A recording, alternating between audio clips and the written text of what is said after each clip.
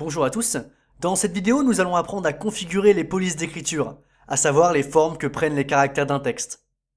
Comme je l'ai déjà dit dans la vidéo sur le formatage des textes, le choix des polices joue énormément sur l'importance et la visibilité d'un texte, mais également sur le style graphique général. Il est donc très important de choisir les bonnes, mais surtout de ne pas les changer d'une page à l'autre. Rappelez-vous du principe de cohérence. Rien n'est plus frustrant pour un utilisateur que de voir la navigabilité d'un site sacrifiée au profit des folies artistiques du concepteur. Heureusement pour vous et pour vos clients, tous les sites que nous proposons sont livrés avec un système très simple pour garder une certaine cohérence graphique. En effet, vous ne pouvez choisir que 3 polices d'écriture qui seront réutilisées à travers tout le site. Ces 3 polices constituent ce qu'on appelle le font zen. Vous pouvez penser que c'est peu, mais au contraire c'est largement suffisant, car il faut prendre en compte les dérivés de chaque police. Gras, italique, tailles différentes, etc. Et en pratique, dans la plupart des cas, une seule police suffit. Pour accéder au menu des polices, connectez-vous. Ouvrez l'éditeur, puis cliquez sur la flèche. Allez dans l'onglet Design, puis dans l'onglet Fonts. Fonts signifiant police de caractère en anglais.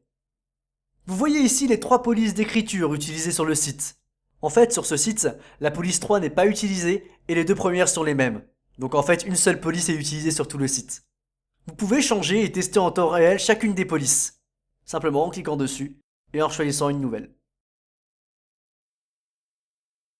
Si une combinaison vous plaît, appuyez sur Save pour la valider. Sinon, rechargez la page. Voyons maintenant comment les appliquer sur les différents widgets. Certains widgets affichant des textes ont un paramètre font zen. C'est le cas par exemple du widget Callout, ici, le widget d'annonce.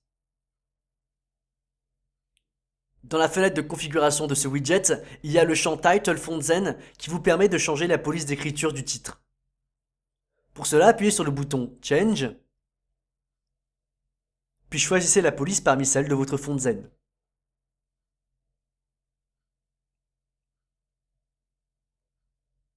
Vous pouvez également demander à ce qu'il n'y ait pas de police d'écriture, dans ce cas-là appuyez sur No Font Zen. Si vous choisissez cette propriété, ou encore si le widget ne dispose pas de propriété font zen, le choix de la police sera fait selon le comportement par défaut.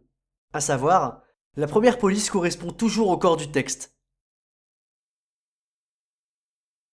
et la deuxième aux éventuels titres. Un petit mot sur le choix des polices. Il y a globalement 3 types de polices.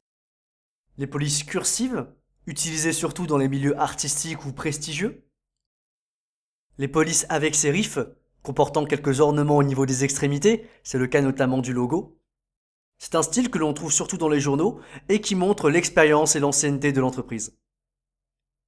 Et enfin, les polices sans sérif, un style plutôt épuré qui montre la jeunesse, l'audace ou encore la modernité. C'est aujourd'hui le type de police le plus utilisé, les autres faisant un peu plus vieillot.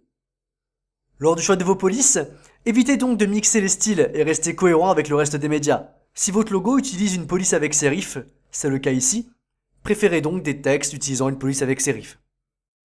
C'est tout pour cette vidéo, à bientôt!